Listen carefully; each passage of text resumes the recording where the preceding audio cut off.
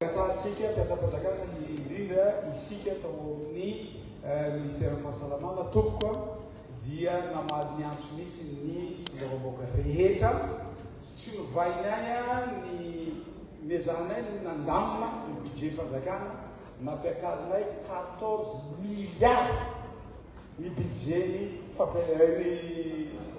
fahasalamana tamin'ny loi de finance farany teo. Fa misy zavatra tiako hazavana antsika. Misy zavatra tiako hazavana antsika fantatsy ny ministre ny finance zay zavatra iray. Isika dia miara-miasa amin'ny FMI sy Banque mondiale. Ao anatin'io zavatra io misy ny isy tsy maintsy respecté anatin'ny fifanarahana miaraka amin'izareo. Zao ihany ny isa mpiasa-panjakana ampidirina isa-taona. Zay mahatonga ilay izy mandeha tsikelikely fa tamin'ity taona ity kosa dia 13 000 angamba misy total ny mpiasa-panjakana rehetra. Dika zay ray alina sy roa 14 000 zany ny isa mpiasa-panjakana nampidirina tamin'ity ezaka lehibe tamin'ny gouvernemanta izay zavazay mbola nisy koa fampiakarana ny karamanpiasa farany teo. Sotra teo.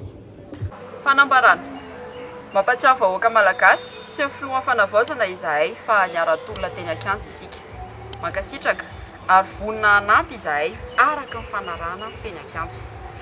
Ao anatin'ny antony ny divantsika ny fandravana ny androm-panjakana rehetra nisy indrindra ny ateny miram-pirenena izay tomponatoka amin'ny fanomezana vahana ny fanodikodinana ny vola mitentina 4,000 miliara ariary.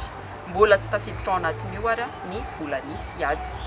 Noho izany, mitaka ny fandravana ny androm-panjakana rehetra izahay, indrindra ny ateny miram-pirenena ao anatin'ny 2,70 ora ary manome toky anao Andriamatovo fa vonina izahay vahoaka malagasy manerana ny nosy anoana sy hiaro anao rehefa raisinao izay tara-pakevitra izay.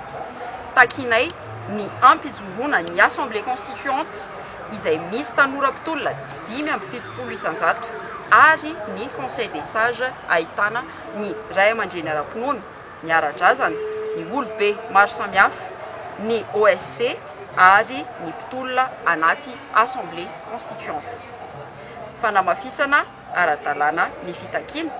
Mariana fa ireo fitakiana rehetra ireo dia amafisina ao anatin'ny protocole d'accord antsoratra izay hifanarahana amin'ny Prime Ministre sy ny filohan'ny fanavaozana mba hiantohana fa tsy ho adino ny feon'ny tanora sy mpitolona ary ny vahoaka malagasy iray manontolo ary mba azahoany sehatra amin'ny fananganana ny hoavin'ny Madagasikara ho an'ny tanjaka hatrany. Sotra tokoa.